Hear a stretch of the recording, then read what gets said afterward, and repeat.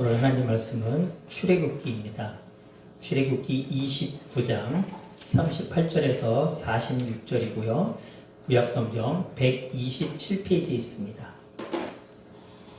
구약성경 127페이지 출애굽기 29장 38절에서 46절입니다. 우리가 오늘과 다음 우리가 성막에 관해서 한번 알아보려고 합니다. 애굽에서 400년 노예 생활을 하면서 몇 세대가 바뀌면서 이스라엘 백성들은요, 겉모습만 이스라엘 백성이지 내적인 모습은 애굽인들과 같았습니다. 우리나라가 일제강점기 기간 한 40년이라고 얘기를 하잖아요. 그죠? 근데 그 40년 동안 우리의 많은 문화 속에 일본의 문화가 들어와 있습니다. 그래서 지금은 덜하지만 예전에는요, 저 어렸을 때는 우리가 쓰는 일상 용어 속에서도 일본어가 굉장히 많이 섞여 있었어요. 지금도 나이가 좀 저보다 연배가 많으신 분들은 그 일본어를 또 많이 사용하시기도 합니다. 그리고 우리의 그 깊은 잔재 속에서도 문화 속에서도 어떤 그런 영향이 깊게 뿌리박혀 있습니다. 근데 여러분 400년이라는 세월은 어떨까요? 사실은 400년이라는 이 세월 동안 이스라엘 백성들이요, 그래도 여러 가지 애굽의 문화를 접하고 또 애굽의 여러 신들의 문화의 영향을 받으면서도 오히려 저는 하나님을 잊지 않았다라는 게 저는 더 대단한 일이라고 생각을 하거든요. 사실은 400년이면 완전히 그 나라의 문화가 없어져도 전혀 이상한 일이 아닙니다. 그렇지 않습니까? 그런데 하나님은요, 그 애굽에서 노예로 고통당하는, 그래서 그들이 하나님께 부르짖는 그 소리를 들으시고요, 우리가 잘 아는 대로 모세를 보내시죠. 모세를 보내셔서 이스라엘 백성들을 이제 애굽에서 건져내십니다. 그리고 그들을 시내산에 이르렀었을 때 하나님의 모세를 이제 시내산으로 부르십니다. 그래서 하나님이 모세에게 성막을 직접 보여주시고요, 지시한 대로 그 기구와 형태를 만들게 하셨습니다. 출애굽기 25장 8절에 보면 그래서 이렇게 나옵니다.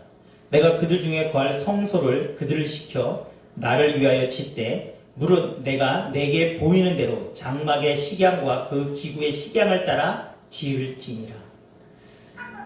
그러니까 우리가 지금 성전의 어떤 그 원래 그 첫 모습이 이 성막은요, 이스라엘 백성들이 머리를 맞대고 야 우리 이렇게 한번 지어보자라고 지은 게 아니다라는 것입니다. 하나님이 모세에게 직접 다 보여주신 거예요. 야 이건 이렇게 짓고 이 모양으로 이렇게 하고 크기는 이렇게 해라. 이렇게 하나님께서 알려주셨고요, 모세는 그대로 지은 것입니다. 이렇게 만들어진 성막은요, 하나님이 임재하시는 처소였고요, 죄인인 인간과 하나님이 만나는 유일한 만남의 장소였습니다. 하나님께서는요, 하나님이 그곳에서 임재해서 인간들에게, 이스라엘 백성들에게, 그리고 우리 인간들에게 하나님이 나타나시지 않으면 유한한 존재였던 우리는 하나님을 알 수 없었다는 것입니다. 그래서 하나님께서는요, 성막을 선택하셔서 자신이 어떠한 분이신가를 지금 이스라엘 백성들에게 그리고 인간들에게 알려주신 것입니다. 성막은 출애굽기 25장에서부터 31장까지 나와 있고요, 또 건너뛰어서 36장에서부터 40장까지 걸쳐서 굉장히 많은 부분을 지금 성막에 성경은 할애하고 있습니다. 아주 자세히 기술되어 있어요. 그러면 왜 이렇게 성막이 자세히 기술되어 있었을까요? 그냥 이렇게 만들었습니다 하면 될 텐데 왜 일일이 세심하게 모세는 무엇을 기록했을까요?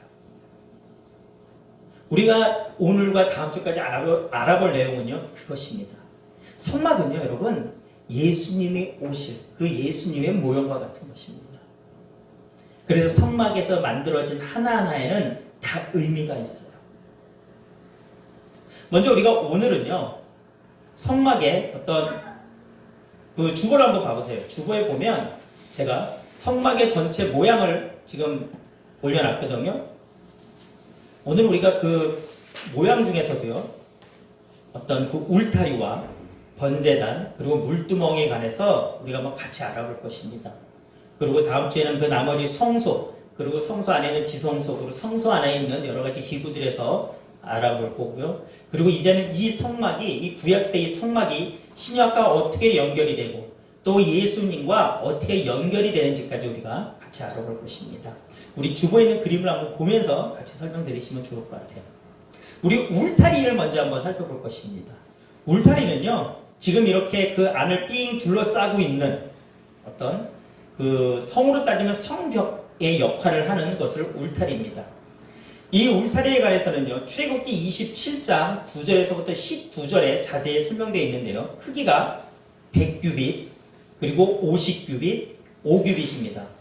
그러니까 길이가 100규빗이겠고, 가로가 100규빗, 세로가 50규빗, 높이가 5규빗 이렇게 될 텐데, 이 규빗이 뭐냐면요, 한 규빗은요, 성인 남자의 이 팔꿈치, 여기서부터 이 가운데 손가락 끝까지의 길이를 한 규빗이라고 해요.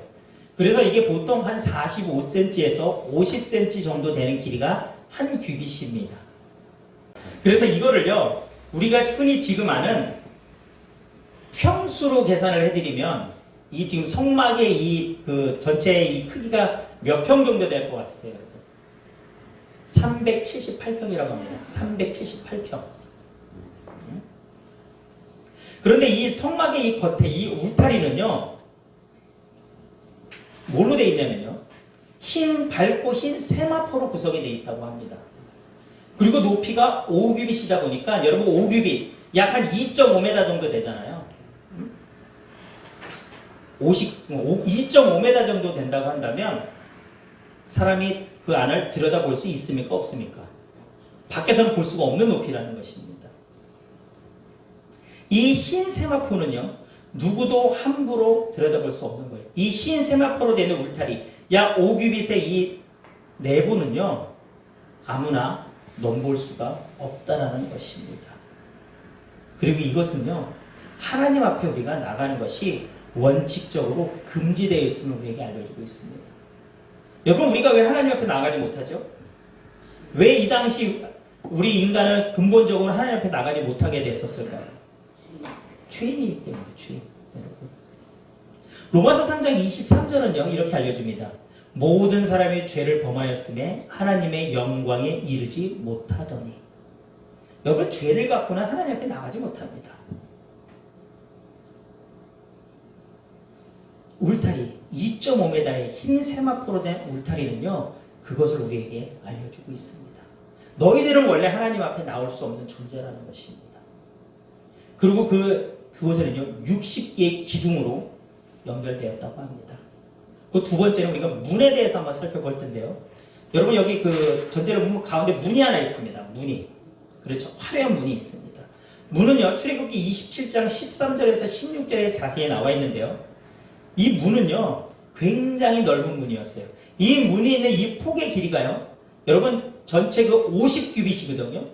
50규빗인데 이 중에 문이 무려 20규빗이라고 합니다. 약 40%가 문이라는 거예요. 40%에 해당되는 부분이. 여러분, 우리 보통 대문은, 문은 그렇게 넓게 만듭니까? 그렇게 만들지 않죠. 그냥 사람 두세 명 아니면 마차 지나갈 정도 만들면 모르겠는데 20규빗이라는 거예요. 20규빗. 굉장히 넓은 문입니다. 왜 이렇게 문을 하나님은 넓게 만들라고 하셨을까요? 디모데전서 2장 4절은 우리에게 이렇게 얘기합니다. 하나님은 모든 사람이 구원을 받으며 진리를 아는 데 이르기를 원하시느니라.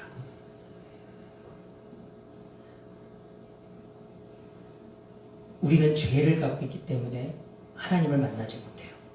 근데 하나님은 성막을 만들라고 하십니다. 그리고 그곳에서 본인이 이제는 임재해 계시겠다고 얘기를 합니다. 하나님은 인간들이 하나님 앞에, 우리가 하나님 앞에 나갈 수 있는 방법을 알려주시는 거예요. 그러면서 그것에 누구나 다 올 수 있도록 하나님은 원하시는 것입니다. 여러분, 하나님은요, 소수 몇 명만을 위한 하나님이 아니시라는 것입니다. 그리고 이 문은요, 문턱이 없었습니다. 여러분, 우리가 어떤 뭔가 좀 거부감을 갖고 뭘 때 우리가 문턱이 높다라는 표현을 쓰잖아요. 그죠? 야, 내가 거기 갈 때 거기는 문턱이 너무 높아. 문턱이 너무 높아서 못 들어가겠어. 여러분 문턱의 유무는요, 아무것도 아닌 것 같지만 사람으로 하여금 그곳을 내가 얼마나 쉽게 갈 수 있냐 갈 수 없냐라는 우리 심리적인 부분에 영향을 미친다는 것이죠. 하나님은요 제한이 없다라는 거예요. 누구든지 오라는 것입니다. 그리고 이 성막의 문의 특징이 뭐냐면요, 여러분 성막은 사각형으로 생겼어요. 문이 각 그 울타리 한 방면에 하나씩 있으면 얼마나 좋겠습니까? 여러분 우리나라 성도 보세요. 성도 보면 동서남북마다 문이 하나씩 있죠. 그런데 성막의 울타리에는요 동편에만 문이 단 하나밖에 없습니다. 사방에 문이 있지 않다라는 거예요. 왜 하나밖에 없을까요? 성경은 이렇게 알려줍니다. 하나님은 한 분이시오. 또 하나님과 사람 사이의 중보자가 한 분이시니 곧 그리스도 예수라. 제가 처음에 뭐랬어요? 이 성막은 예수님의 모형이라고 그랬죠.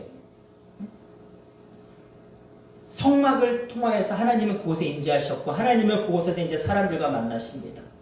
하나님은 넓은 문을 만들어 주셨어요. 문턱도 없앴습니다. 하지만 오직 문은 하나만 주셨어요. 너희들이 다만 이 문으로 와야 된다는 것입니다. 이 문으로만 들어와서 나를 만날 수 있다는 것입니다. 요한복음 14장 6절은 우리에게 알려주죠. 예수께서 이르시되 내가 곧 길이요 진리요 생명이니 나로 말미암지 않고는 아버지께로 올 자가 없느니라. 이렇게 이 문을 지나서 들어가면요, 제일 먼저 앞에 우리가 맞닥뜨리는 것이 번제단입니다. 번제단의 그림이 나와 있죠.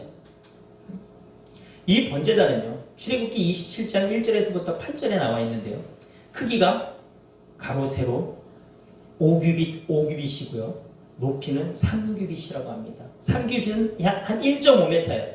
그러니까 가로 세로가 2.5m, 2.5m 정도 되고 높이는 1.5m라는 거예요. 그리고 이 번제단은요, 시띠 나무에 놋을 입혀서 만들었다고 얘기를 합니다. 이 시띠 나무가 뭔가 번제단에 쓰였으니까 뭔가 좀 되게 좋은 나무인가 보다가 아니라 그 당시 이스라엘 백성들이 거하고 있던 그 광야에서 가장 흔하게 볼 수 있는 나무가 시띠 나무였다고 합니다. 그리고 이런 것을 만들기에 적합한 나무였다고 해요. 그 광야에서. 그런데 이 시띠 나무에 놋으로 입혔다고 하잖아요. 그러니까 놋으로 그 칠을 한 거죠. 둘러싼 거잖아요. 이 놋이요, 여러분. 금은요. 금이 몇 도에 녹는 줄 아세요, 여러분?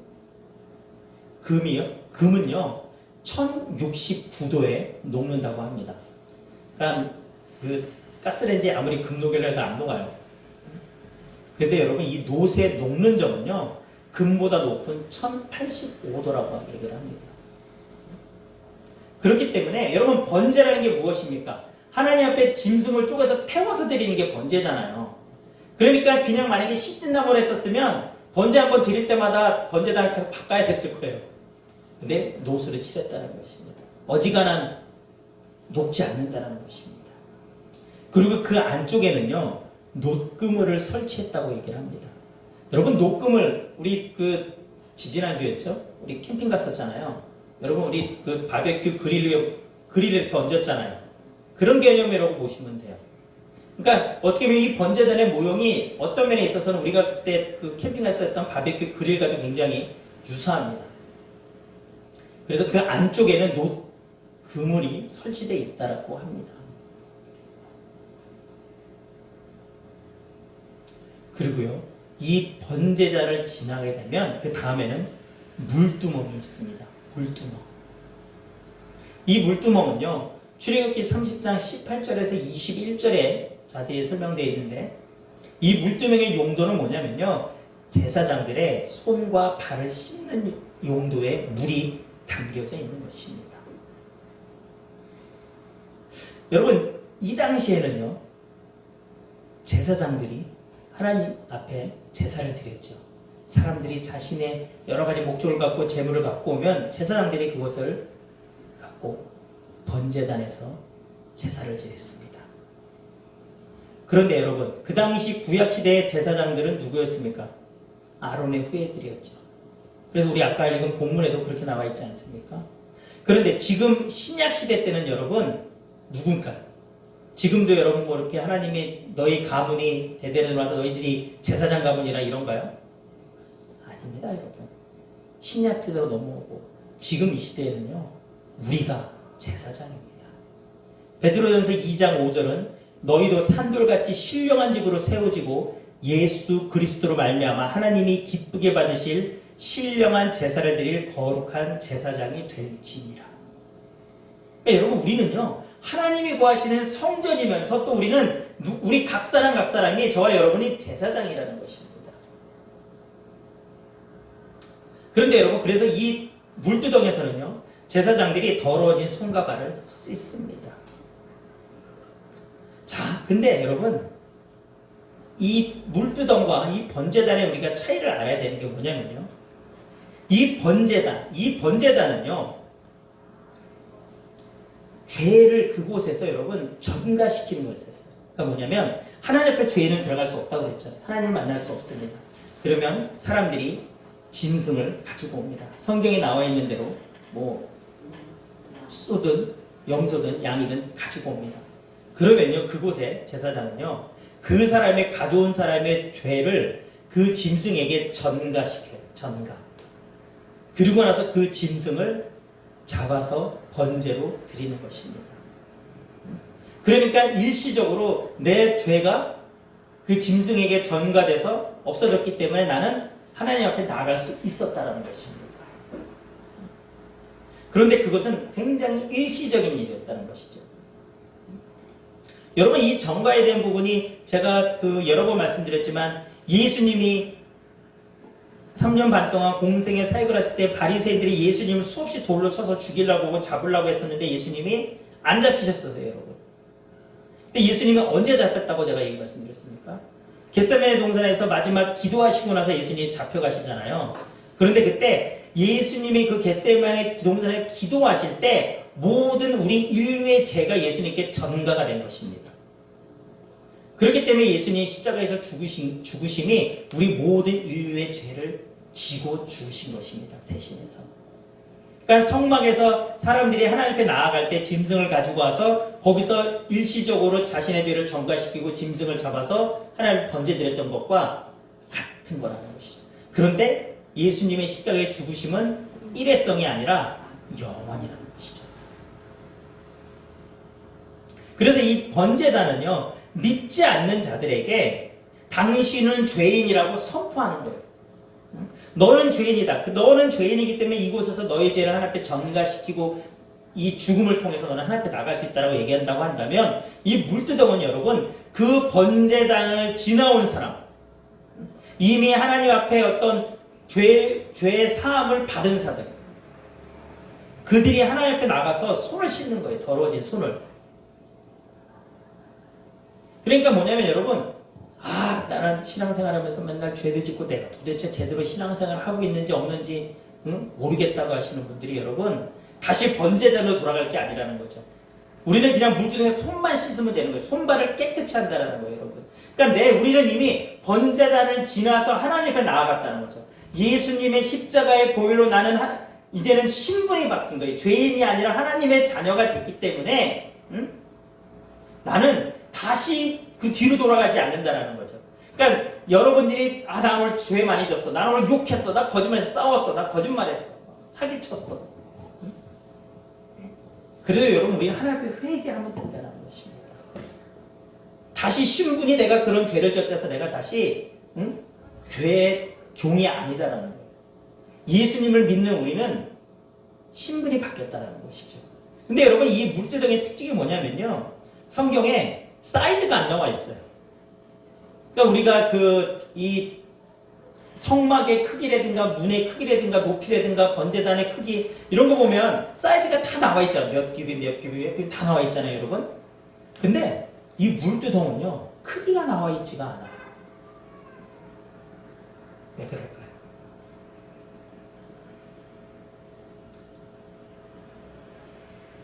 우리는요, 예수 그리스도의 은혜로 거듭난 후에도 여러분, 많은 죄를 짓는다는 것입니다. 그런데요, 우리는 그렇게 많은 죄를 짓지만 그래도 하나님은 우리를 제한 없이 한없이 용서해 주신다는 것입니다. 그 은혜를 표현하는 것입니다. 만약에 물두덩이의 크기가 정해져 있어서 딱이다 그러면 분량이 나오죠. 요 크기면 얼마큼 몇 명씩 있을 수 있어. 많으면 몇 명. 그런 개념이 아니다라는 것입니다. 만약 그렇다면 하나님이 우리에게 야 너는 이제 내가 너 한 3번 남았다. 너 3번 뒤에는 너 다시 번졌던 뒤로 가야 된다. 그런 게 아니다라는 거예요. 하나님은 은혜입니다. 여러분 예수 그리스도를 내 구세주와 주님으로 믿는 우리에게는요. 하나님의 그 크신 은혜가 있는 것입니다. 여러분 우리가 예수님 믿었다고 죄 안 짓고 사나요? 죄 안 짓고 살려고 몸부림쳐야 되죠. 그런데 우리는 자꾸 어떤 이 땅에 살면서 알고 짓는지 모르고 짓는지 많잖아요. 그런데 내가 하나님 앞에 회개하면 하나님은 그것을 용서해 주신다는 것입니다.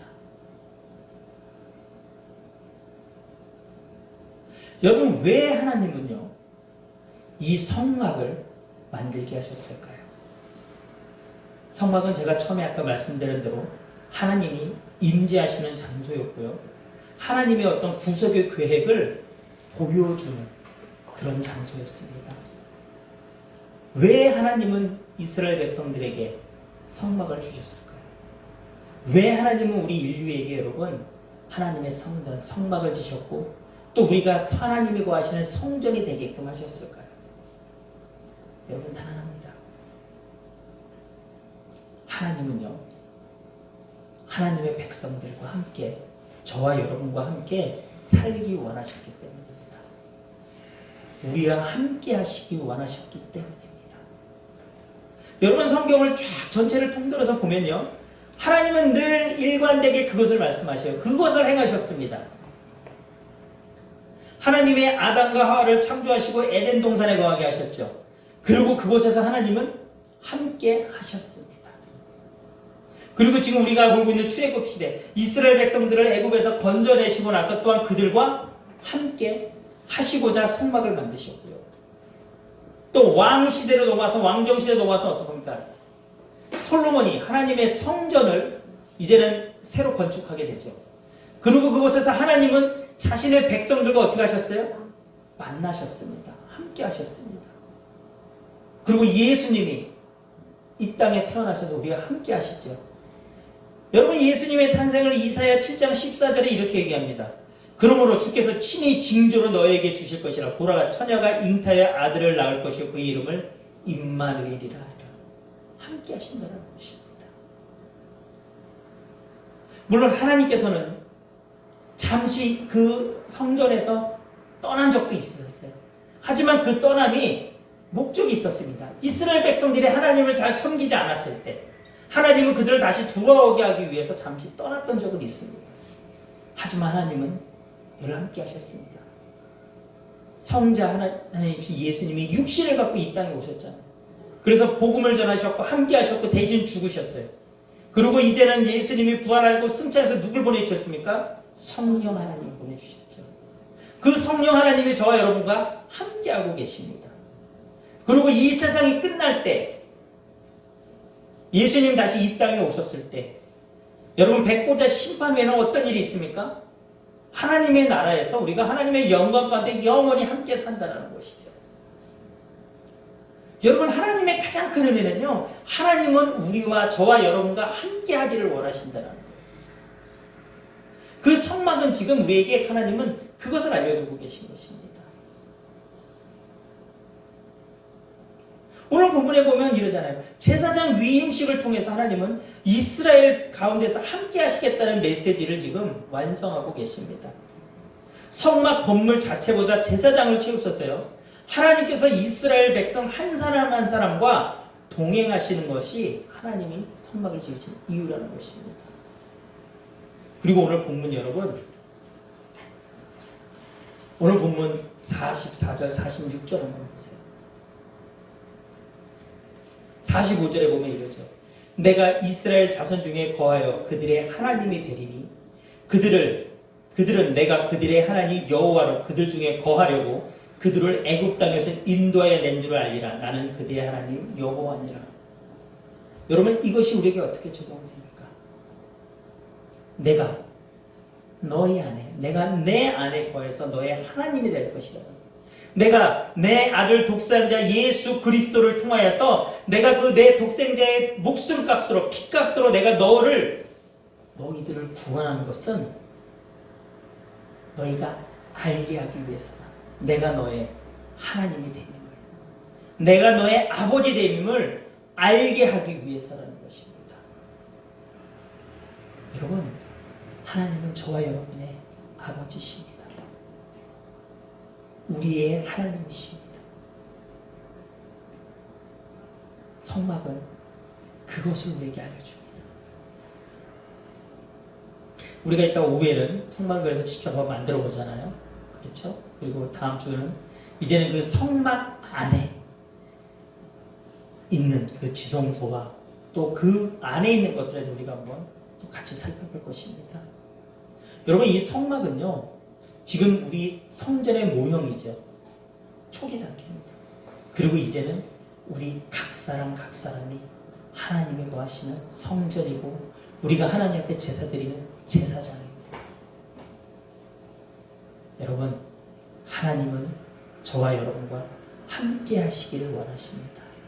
그것은 날마다 잊지 않으시기를 주님의 이름으로 축원합니다. 우리 찬양하고 같이 기도하도록 하겠습니다.